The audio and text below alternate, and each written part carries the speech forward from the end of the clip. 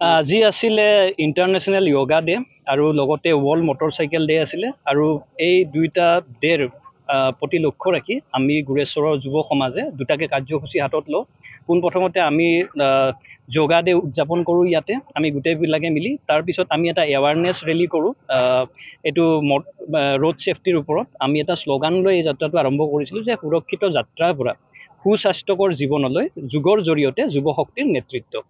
চ' এই শ্লোগানটো লৈ আৰু লগতে আমি যিটো এৱাৰনেছ ৰেলী কৰোঁ তাত আমি এটাই লক্ষ্য ৰাখিছিলোঁ যে আমি যিমান পাৰোঁ সিমান ৰাইজক সজাগ কৰিবলৈ চেষ্টা কৰিছিলোঁ আৰু আমি এটা শ্লোগান লৈছিলোঁ যে ৰাজপথত নহয় প্ৰতিযোগিতা, জীৱনে সৰ্বোচ্চ, তেনেকুৱা এটা শ্লোগান দি আমাৰ এটা এৱাৰনেছ ৰেলী কৰা গৈছিলে। আৰু এটা কথা মই ক'ব বিচাৰোঁ যে 2024 পৰা 2025 এৰাউণ্ড আপোনাৰ 4.5 লাখ এক্সিডেণ্ট হৈছে আৰু তাৰ ভিতৰত আকৌ মটৰ বাইকৰ এক্সিডেণ্টে আটাইতকৈ বেছি আৰু আটাইতকৈ ডেডলিয়েষ্ট এইটোৱে কোৱা হয়। সেয়েহে আমি বাইক ৰেলীটো কৰোঁ আৰু বিশেষকৈ এটা বস্তু মই ক'ব লাগিব, আমি যদি ৰেকৰ্ডবোৰ চাওঁ 70% এক্সিডেণ্ট অভাৰ স্পীডিঙৰ কাৰণে হয়।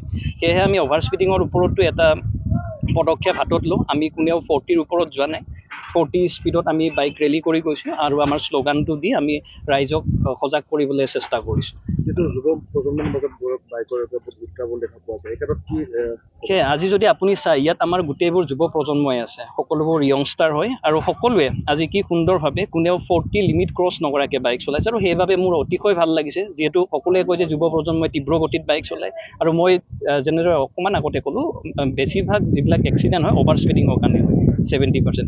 চ' আমাৰ লিমিট আছিলে প্ৰথমতেতো আমি 20-25ত গৈ আছিলোঁ, পিছত বেলেগ বাটৰুৱাৰ অসুবিধা হ'ব বুলি আমি এইটো অকণমান বঢ়াই 40 স্পীডত আমি গৈছিলোঁ। যিটো কুলদীপ ৰাজবংশী ফেন ক্লাব, এই ফেন ক্লাবটো বিশেষ ব্যৱহাৰ ভৱিষ্যতে পৰৱৰ্তী পদক্ষেপ কেনেকুৱা ধৰণৰ আগবাঢ়িব? কুলদীপ ৰাজবংশী ফেন ক্লাবটো একচুৱেলি মই সৃষ্টি কৰা নাই, মোৰ কিছুমান বন্ধু, ভাইটি, ভণ্টি বা শুভাকাংক্ষীসকলে তেওঁলোকে সৃষ্টি কৰিছে এইটো আৰু তেওঁলোকে আৰু ইয়াৰ জৰিয়তে মই ভাবোঁ যে আমি কিছুমান সামাজিক সচেতনতা বা এৱাৰনেছ কিছুমান আনিবলৈ চেষ্টা কৰিম। এইটো ফেন ক্লাবৰ উদ্যোগতে আমি কেইদিনমান আগতে 5 জুনত আমি বিশ্ব পৰিৱেশ দিৱস উপলক্ষে আমি এটা পদক্ষেপ হাতত লৈছিলোঁ, সেউজ গুৰেশ্বৰ সপোনৰ গুৰেশ্বৰ। তেনেকুৱা ধৰণৰ আমি সামাজিক সমাজক সজাগ কৰা আৰু বা সমাজখন আৰু আমি উন্নত কৰিবলৈ কিছুমান পদক্ষেপ ভৱিষ্যতলৈ আমি হাতত লৈ গৈ থাকিম।